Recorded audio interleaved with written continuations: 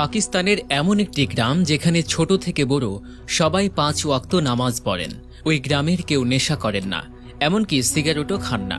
পুরো গ্রামের দোকানগুলোতে গত 20 বছর ধরে সিগারেট বিক্রি করা হয় না। গ্রামের বিয়ে শাদী হয় মসজিদে সাদাসিধেভাবে। এক্ষেত্রে ইসলামী বিধানের পরিপূর্ণ লক্ষ্য রাখা হয়। বিয়ের মধ্যে গান বাজনা হয় না। কোনো বিয়েতে গান বাজনা ব্যবস্থা করা হলে সামাজিকভাবে ওই বিয়েকে বয়কট করে সবাই। গ্রামের প্রতিটি কবর মাটির, ইট বালু দিয়ে পাকা করা হয় না কবর।